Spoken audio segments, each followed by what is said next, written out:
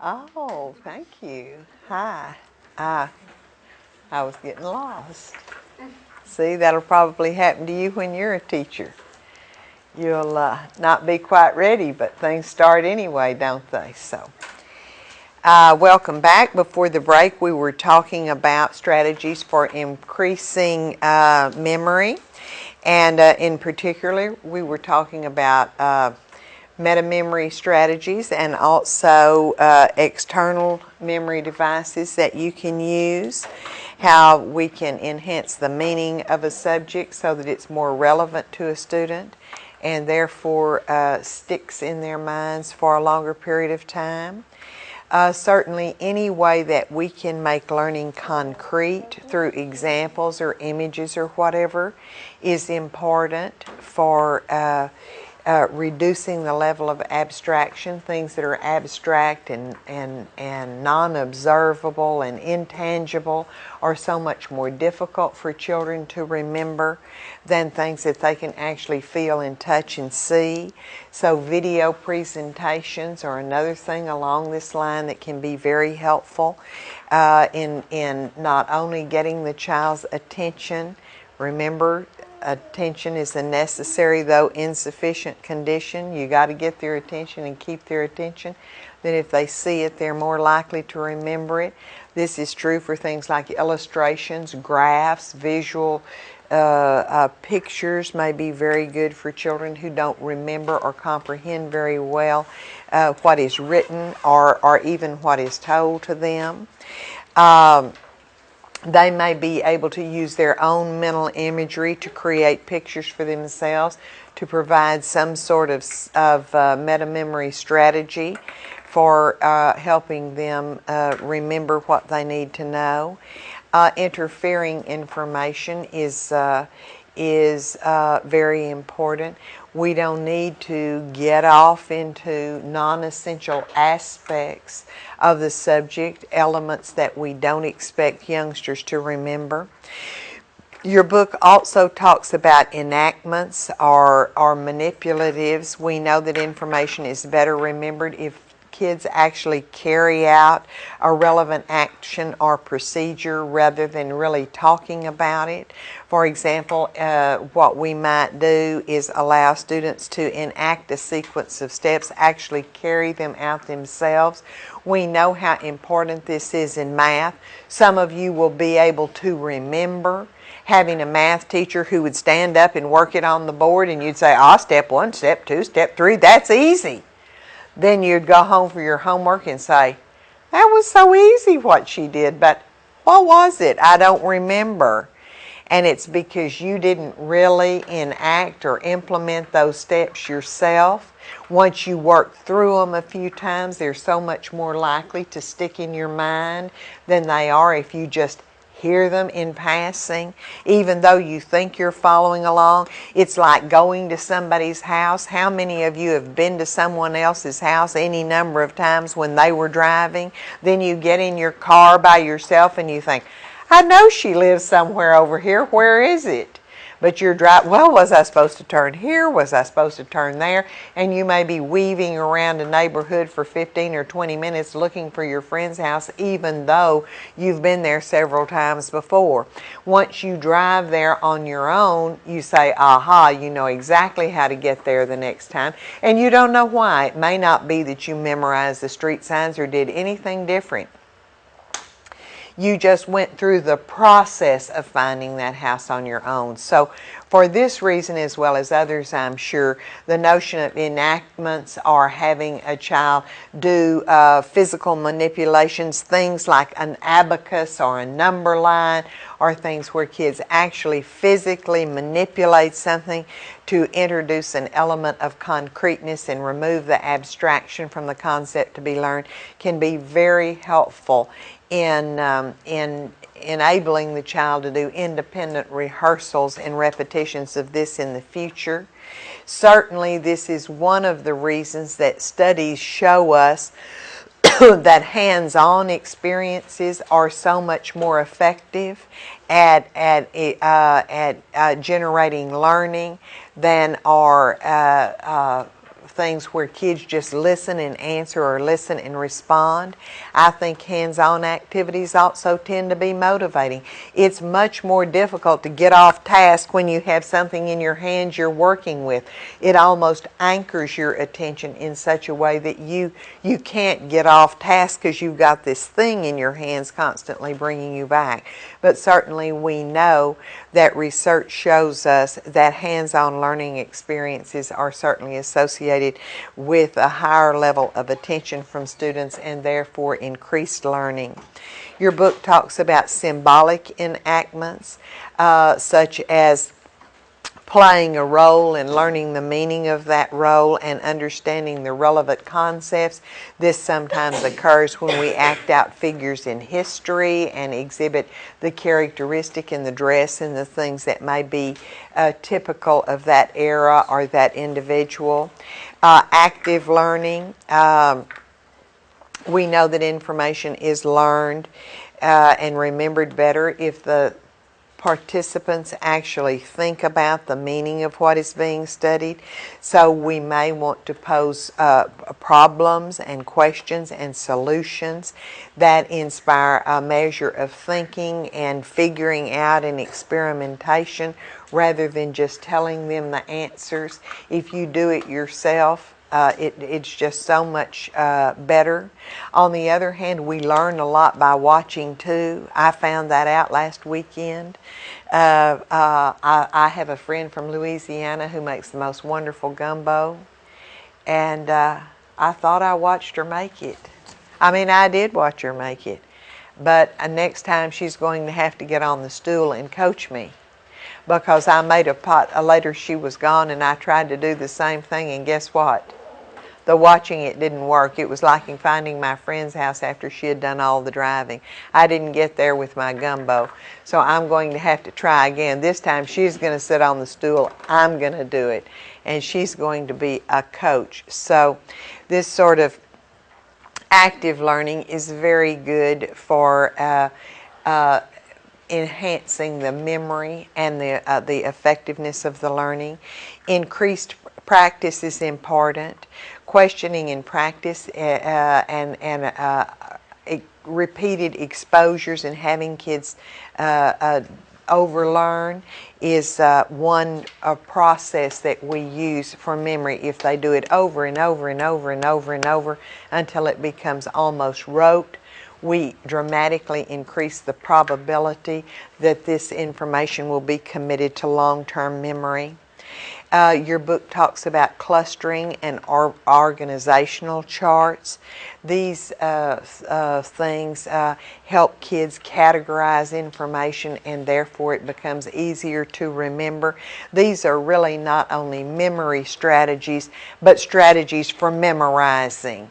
Oftentimes these are things like states and capitals and things that are significant only in that we've given the state this name and the capital this name, and the kid has to learn to associate these for some reason that's still not clear to me. I don't know why we have to know the states and capitals. They're written on every single map in the United States, but for some reason we think this is important. And by clustering the information together, creating an organizational chart, we enhance the student's ability to memorize non-essential sort of unrelated sort of facts. Elaboration is a strategy that we use. We know that information is better remembered when we elaborate on it in some way, enhance it in some way. For example, if we want words to be associated together like oh gosh, I can't think of a good example right now, but if words are paired together for some reason, if we can incorporate them in a sentence that has meaning, it's easier to remember the sentence because it has an independent unit of meaning than these two words that are not associated with one another for any reason. So these kinds of strategies are referred to as metamemory strategies, and there's one category of them called mnemonic techniques that are really in a category all of their own.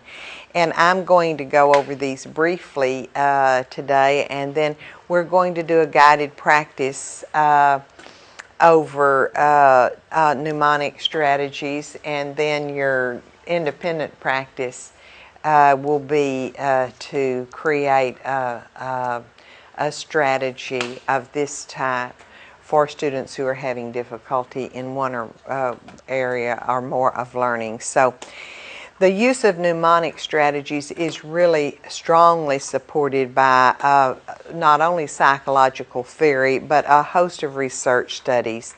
A few years ago, an experimenter took all of these studies that had been done on mnemonics and really conducted a meta-analysis to sort of disaggregate from the numerous studies that have been published in places like the Journal of Educational Psychology, to sort of compile all of this information that we know and say, gosh, you know, what do we really know overall about mnemonic strategies?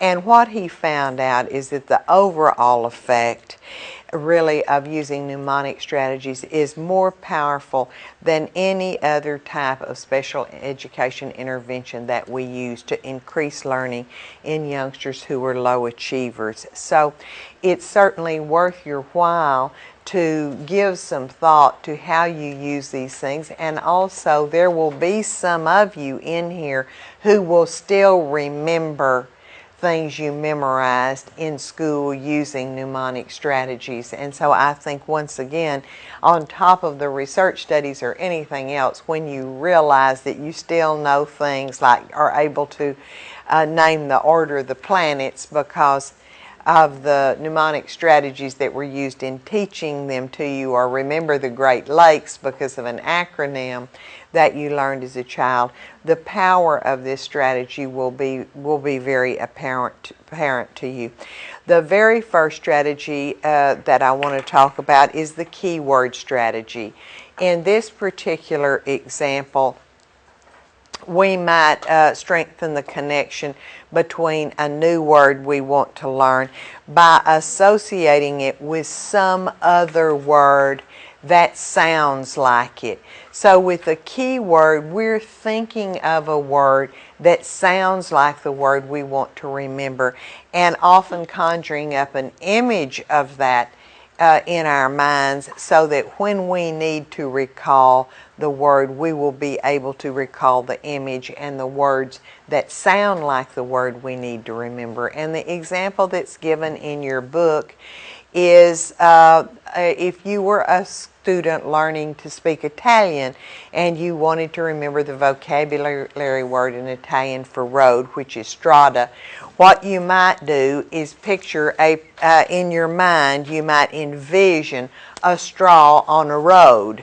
The straw would remind you of the initial sound of this word, and then the picture of the straw lying on the road would associate that sound with the noun road, and you would be able to associate a straw on the road with strata as the meaning for the word road. And there's no end of these that you can come up with. Any association, I think one might have to do with the state of Florida and conjuring up a flower on the shape of the state of Florida, if you were trying to teach that to children who were non-English speaking. You might associate the beginning of flower with the beginning of Florida, and teach a child who didn't speak English or know that already the name of the state of Florida. Your book also talks about mnemonics that are reconstructive elaborations. This procedure involves reconstructing information into more memorable forms, recataloging it in such a way that it has additional meaning so the child can remember it. And one of these strategies is the acoustic or keyword strategy that we just talked about. Another is symbolic representations, having a student envision in his mind a picture like Uncle Sam sitting on his gun saying, "I'm not going to fight," as the symbol for the neutrality of the United States at the beginning of World War II. or there may be other visual imagery, like remembering visions of the sick soldiers as a symbol of the fact that more men died of disease in World War I than were actually killed in the war, which is really a depressing thought. I don't know that I'd want anybody to remember that, but if you find you do, you might use pictorial reconstructions to have them learn that sort of thing. Peg word strategies has to do with having children remember number associations, like the fact that you may want them to remember that spiders have 8 legs, so you can have them envision a spider sitting on a gate. And we do this in workbooks all the time. We show children these kinds of representations to help them remember. You may remember the ladder strategies that are used, like you may remember HOME, the acronym for HOME, to remember to recall the 4 lakes in the Great Lakes system. Huh? Oh, there's 5. Oh, there is? Yeah. Oh, well, there's only 4 in my world. I mean, I'd have to call my friend Linda to remember stuff like that. When my children are going to school, I should have to know things like the order of the planets and the name of the continents. I'd say, I don't know, I have to call Linda. Just a minute. And I'd call her. So I guess I need to amend that, right? I left Lake Superior out. Okay, but see, you learned that in school, didn't you? Rest my case. They didn't have acronyms and mnemonic strategies when I was going to school, so that must be my excuse. How's that? In any event, the acrostic technique helps us to reconstruct memory in a sentence form. And the example here, I wonder if I've left out any of the planets. The example is, my very educated mother just served us 9 pizzas in order to remember the names and the order of the planets as they evolved from Earth. Now, did I pass that one? All right, okay, I'm getting better. Very good. Certainly in this case, the first letter of each word in this sentence has to do with the order of the planets from the distance from the sun. Your book talks about mnemonic pictures, the notion that you can create pictures to facilitate memory and retention. If you're not good at drawing these things or not inclined to do that, there are lots of technological opportunities now for us to use things like clip art to do that. You can combine these strategies one with another. You don't have to stick with one. The idea behind this is not to use exactly one or the other. It's to create any device that can make learning fun and stimulate memory in the children, because these things are so boring. Even musical mnemonics can be used. Some of you may have seen I may have mentioned it in here before, the teacher from North Carolina that went to Harlem to teach the little black kids in Harlem, and everybody thought he was crazy, but he was extremely successful at it. Of course, became a teacher of the year and now makes all of his money going around the country giving motivational speeches. So I guess that's something for us all to aspire to. But one of the ways that he turned his 5th grade classroom around was teaching these children all kinds of math facts and other things they needed to learn using rap music. And they'd play out on the playground doing hot peppers, saying all these math facts and these rap songs that he had made up and taught them to learn the things that they needed to know in school.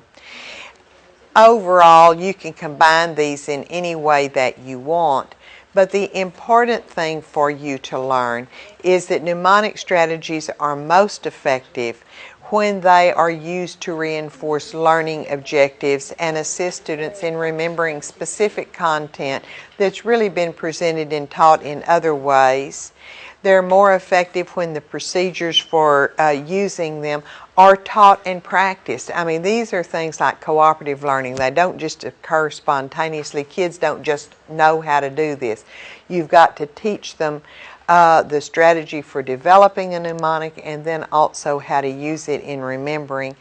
And they're more effective when they're combined with comprehensive instruction and other types of application activities that will enhance memory as well. So these are some of the things for you to think about as you move forward to increase the level of learning of students in your classroom, and particularly as you try to motivate and encourage kids to learn things that may not as be intrinsically motivating as other types of things that they will encounter and embark upon on their own. So we're going to take a little work break right now, and I'm going to turn things over to Kim.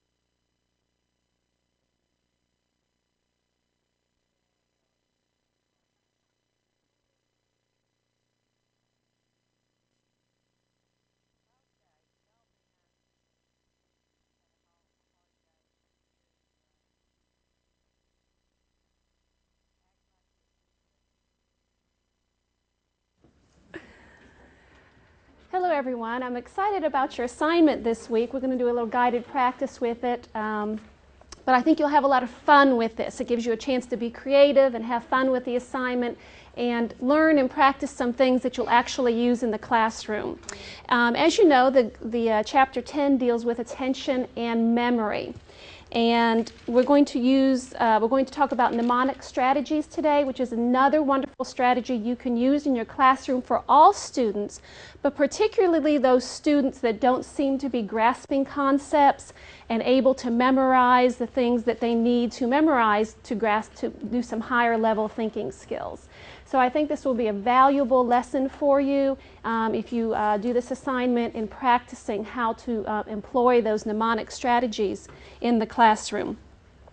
Excellent for students with attention deficit disorder, memory problems, learning disabilities, really any type of disability that may affect their attention and memory. Mnemonic strategies, it's $1 million business. If you go to a bookstore, especially a teacher bookstore, there will be shelves of books.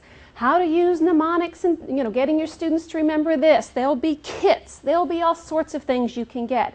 So if you want to spend some of that huge salary you get as a teacher on buying supplies and things you need to help help you in the classroom to use mnemonic strategies, it's a good investment, especially if you don't have a lot of time to make everything that you need. They'll come kits with pictures and posters and all sorts of things. So it's a good investment. I use them all the time in my classroom. I use them all the time at home with my kids, especially my younger child, who has a lot of trouble remembering all those Texas history facts. Who attacked who, when, and why, and where they moved, and colonies, and things like that. So I remember last year with Texas history, oh my gosh, we had whole books of pictures and things to try to remember all the people. There are so many different people in Texas history. It's very complicated. As I said, I'm not from Texas, and maybe it's a good thing. I'm not sure I could have passed Texas history in 4th grade.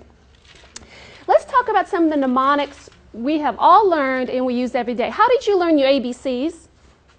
With the song. With the song. Sure. A, B, C, D, song. Absolutely. How did you know what to do with your clock when it was daylight savings time a couple of weeks ago? With a poem. With a poem. And what was that poem? Spring forward, fall back. Spring forward, fall back. Mnemonic strategy for remembering what to do with your clock. I forgot, and there was a little trouble Sunday morning because of it. I should have used it. How do you teach little kids their left from their right? You do this. Absolutely. Your left hand makes an L, right? The other one doesn't. Okay. Mnemonic strategy. How do you know the difference how to spell principal, meaning a main thing, and principal, who's the head of your school? Your principal is your pal. Absolutely. Your principal is your pal. P-A-L at the end of principal. All mnemonic devices. My favorite, because I have awful directionality. How do you know which way to turn something to tighten it or loosen it? You got it. Righty-tighty, lefty-loosey. Use it all the time because I'm awful with things like that. How do you know whether I or E comes first in a word? In like receive, in believe. I after E, except after C. Oh, we better work on this one. I before E, except after C. That's right. I'm not good at spelling. One of my favorites that my daughter uses all the time because she has trouble with her multiplication problems. Do you all know how to use the two-handed nines when you're multiplying by nines? Right? If it's 9 times 3, you put down your third finger, the answer is 27. These fingers over here are 10s, these fingers over here are 1s. Okay? I see her using that all the time because she has trouble with those multiplication tables. All great mnemonic devices that you can share with your kids in the classroom to help them out remembering things. I have awful time with people's names. So when I'm at a party, I even use it. You know, you meet someone who has, Jeannie, and I know she's wearing a green sweater, Jeannie, sweater's greenie. I'll just think that in my mind. So next time I see her at the party, I'll say, oh yeah, that's Jeannie. All right? So we all use them, we memorize them, and we remember them for years to come. Mnemonic actually means aiding memory. And they work by developing a plan during encoding so that information can be recalled through verbal and visual cues. It comes from that information processing theory about encoding information. It's almost like you're manipulating the encoding. So for that child that just can't encode that information and memorize it, you're manipulating how they're encoding it with visual cues, verbal cues, rhymes, music, whatever you may be using. Mnemonics help learners because they aid the integration of new material into existing structures and because they provide retrieval cues. Now the important part of that sentence is existing structures.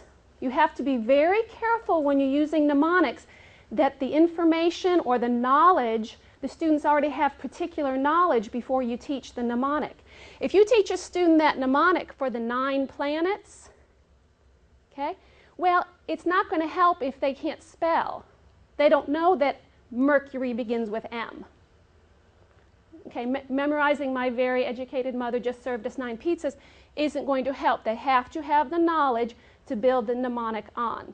Another one would be if in that ones with the 9s. Well, if kids don't know 10s and 1s, they're not going to understand what that is. Okay? If you try, if you have a picture mnemonic, one we're going to use later on, of a globe, and you're using that in your mnemonic, but the child doesn't know that that globe represents the earth, they're not going to remember. So you have to remember those existing structures, that existing knowledge already has to be there if you're going to build on it with a mnemonic. Some of the ones, mnemonic strategies that Dr. Goodman talked about today, the first one was the keyword method. For example, if you want to remember the capital of Arkansas is Little Rock, you might picture an ark on top of a little rock, and that will help you remember that Arkansas, Little Rock. Okay? This happens to be a visual one where you're using that keyword strategy. The only shortcoming of using keyword method is it will work for the few you don't remember, but it's going to be hard to remember 50 different mnemonics for state capitals. So you'll probably have to kind of combine some for them to use them for all the capitals. The reconstructive elaborations refers to procedures for reconstructing information into more meaningful and memorable forms. I find these particularly helpful with older elementary and middle school kids. For example, if you're talking about the 3 branches of government, it's wonderful to have a visual for them to actually see legislative, executive, judicial, what those break down into. Okay? So when they're trying to recall, now what was that judicial? Oh yeah, that was that one with all those people underneath. And what are those people called? Oh yeah, the Supreme Court. Okay? So they can actually think back. Okay? You can even go further with this and have further mnemonics, legislative, executive, judicial. Think of a mnemonic that will help them remember the 3 branches. So visual, anything visual that they can think back on. And as a teacher, of course, you'd go over this several times. Okay? So they can remember back to what they were doing. Letter strategies, we've all used the acronyms, HOMES, the Great Lakes, of course. Farm bee is one I remember. Vertebrate animals. Who can tell me what Farm bee stands for? Oh, this is a hard one. Science. What does the Farm bee stand for vertebrate animals? No science teachers in here?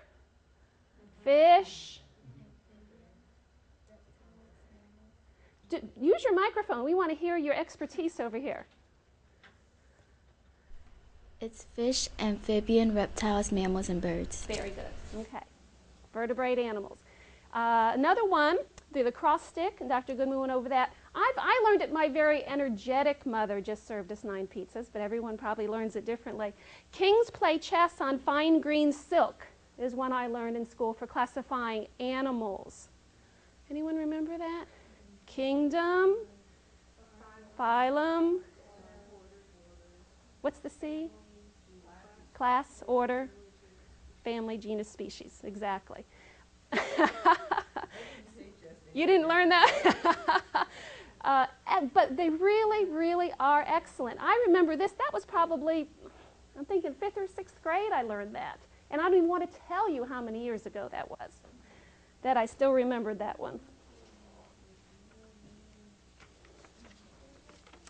Now, the next one they talk about in your book is the peg word strategy. I had never heard of this before until I read it in the book.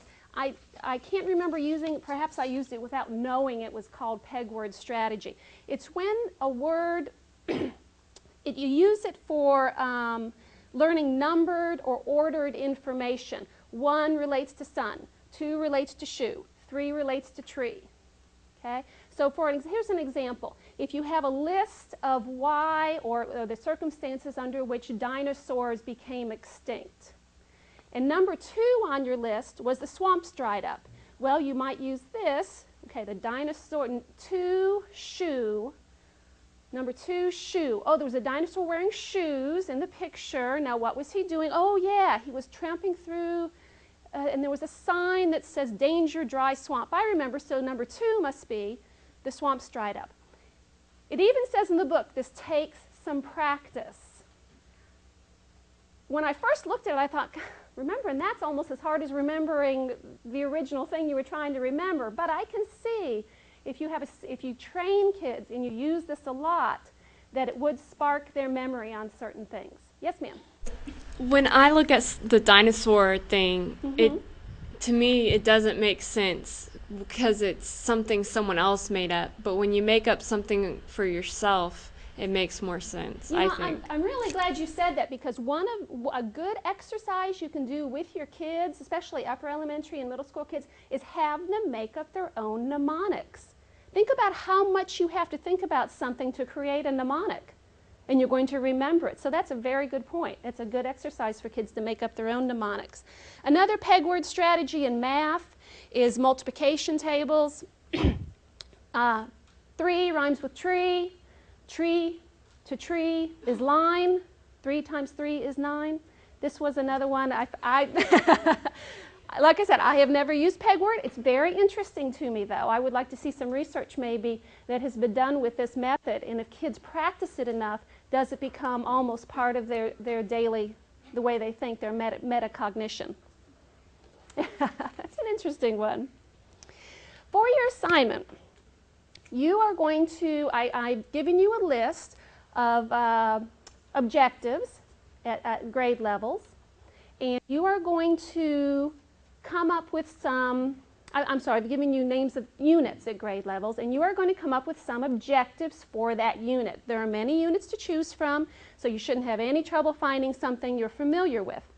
You're going to choose a unit and come up with 3 objectives for that unit, and then come up with, find some mnemonics to help your students who are struggling with this unit, struggling with those concepts, struggling with those objectives, mnemonic strategies to help them. As practice today, I decided to use a unit on insects. This might be for a lower elementary classroom. My objectives are: students will name the 4 characteristics that all insects have. The 4 are listed there for you: 6 jointed legs, 2 antennae, 3 body parts, and an exoskeleton.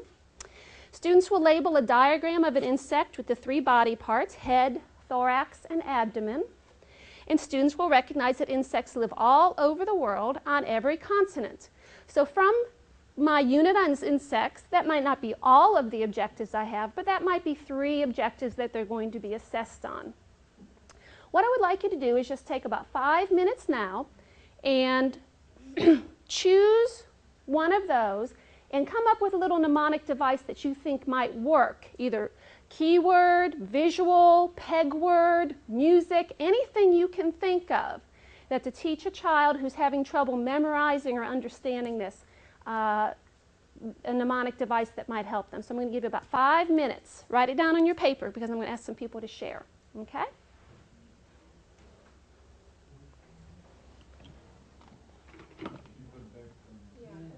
Yeah. Could you put it back up on the screen?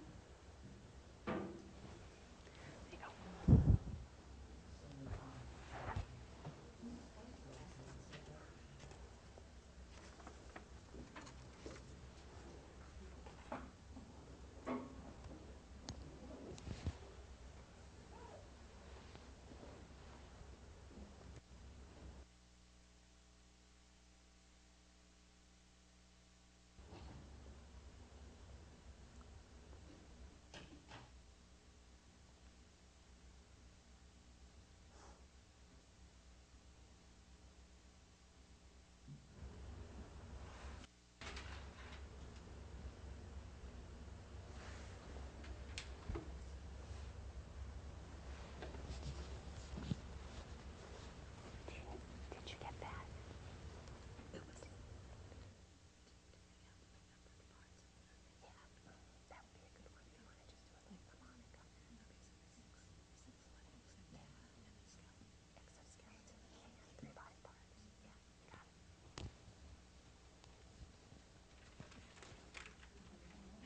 Be creative. Think outside the box, right?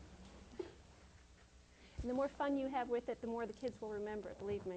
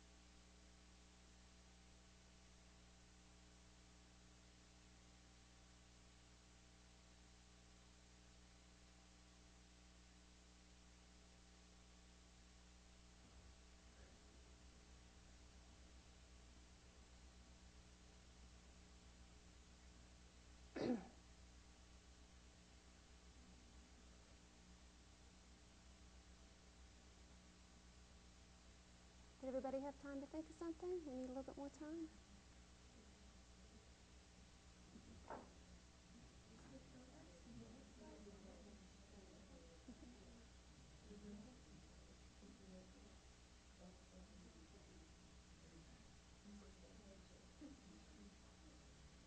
Okay, I want to hear some good ideas. Now, I have some good ideas too down here that I'll show you that I did. Believe me, I do not draw. My children make fun of my drawing when I'm working with them with some mnemonic devices at home. So I rely on clip art and the internet, so don't be afraid to do that also. I remember my students in school used to make fun of me when I used to try pictures on the board. Oh, it's a sad state of affairs. Okay, who has an idea for me? Any part of the unit? Adjectives. Yes, ma'am. I drew an insect with a head as a TV with 2 antennae, because TVs have antennas. Okay, very good. You think students would remember that? I hope. Absolutely. What about that student? Oh, I just can't remember. What are those things called on their heads? Although TVs don't have antennas anymore, do you think that might be a problem? Mine does. Now we've got to get into culture here. How old is your television? Okay, we can use this one, right? How about another? That's good. Exactly what we're talking about, though. Help you remember. Yes, ma'am. I wrote down 3 times 2 equals 6, and then I put a circle around it to represent the exoskeleton, and the 3 is for the body parts, the 2 is for the antennas, and the 6 is for the pointed legs. Very good. Use some number relations there, and you could some picture so they can visualize it. Very interesting. Yes, sir. You just use your head, your Or throat, and your abs, or your arms, so you can know the locations of them. Okay, so you're actually using your own body as a mnemonic device. Just make sure you're there when they have to. Okay. Any other good ideas? This group over here was doing some for collaborating. that, the head, abdomen, and thorax, we drew a little bug with the top hat on so that you could get the HAT for the 3 parts. Okay, very good. I thought of that one too. Lee? Oh. I was going to have the kids actually get up and have 3 kids stand in the center to be like the 3 body parts, and then have the 6 kids, 3 on each side, holding on to them to be the legs, and then the two kids at the top to be the antennas, and then have them waving, wagging their hands. So. Outstanding idea. Do you think kids will remember that then when it comes to their assessment of insects? Oh, sure, I would think so. I would hope so. Absolutely. I remember when those kids were up front. Now let me think. There were 3 kids, and absolutely. So she actually did some drama. Got the kids up and moving, and so they can remember it. Any others? Anyone else want to share? The one I came up with, there's my insect, my ant, okay? And I thought antenna has the word ant in it, so they could remember ant, antenna. I numbered the body parts so they could see that 1, 2, 3. I called him Henry the Ant. Head, thorax, abdomen. So they can remember Henry the Ant. That was kind of my acrostic. He's standing on sticks. 6 sticks, 6 legs.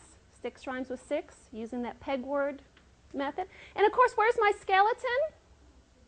He's outside. All right. Okay.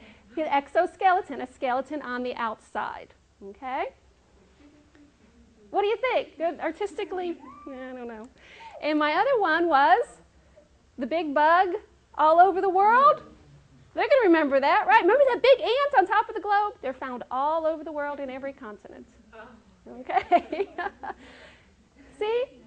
They can be silly. In fact, I think the sillier they are, the more the kids remember them. In fact, so with this assignment, have fun, be creative. Don't be afraid to look into resources on the internet for ideas and things like that. Before you leave, hold on. I wanted to share with you something. Share something with you. We've been talking a lot about students in your classrooms that sometimes go,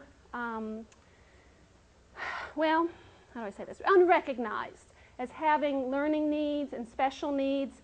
And I want to share a website with you. It's a website supported by the Ennis William Cosby Foundation. I don't know if any of you all might be too young to remember Ennis Cosby. Was Bill Cosby's son. He was murdered. He had a lot of learning problems, and so this is a website that's supported by that foundation. And I just want to give you the web address. It's www.hellofriend.org. Has a lot of wonderful things for understanding children with disabilities, stories from people, from kids who have disabilities that either have gotten help or have not gotten help and how that's affected their lives.